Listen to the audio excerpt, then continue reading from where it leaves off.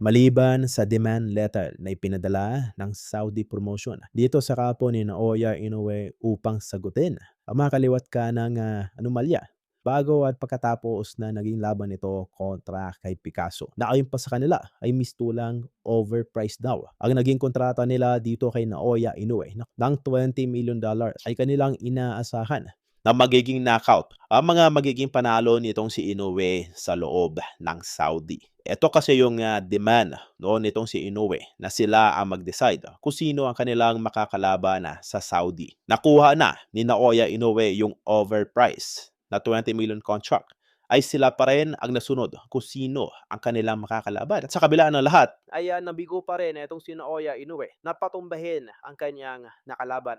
Pero paman ay may kumakalat ng balita sa bansang Japan na hindi naman daw hiningi ng kampo nitong si Naoya Inoue ang The Ring Belt na customized version ng Saudi Arabia. Ay pinariringgan no, nitong si Naoya Inoue na handa silang isauli ang nasabing titulo ito mismo kay Turkey Al-Sheikh ng daring na ibinigay ng Saudi dito kay Naoya Inoue. Ito po yung titulo na pinapabawi ng Saudi sa oras. Bigo, itong si Naoya Inoue na makapagpaliwanag a phone call sa mga iyaan na nangyari bago pa ang naturang laban. Di raw sila magdadalawang isip na bawiin ang naturang titulo. Ito yung malaking iskandalo ngayon na kinarap ng kampo ni Naoya Inoue. Hindi po natin naririnig yung ganitong skandalo sa Amerika. Lalo na no, doon mismo sa kanyang baluarte sa bansang Japan. Well, iba po kasi no pagdating sa Saudi promotion dahil si Al-Sheikh po ay isa ang mga humusulong na patas na competition sa sports ng boxing.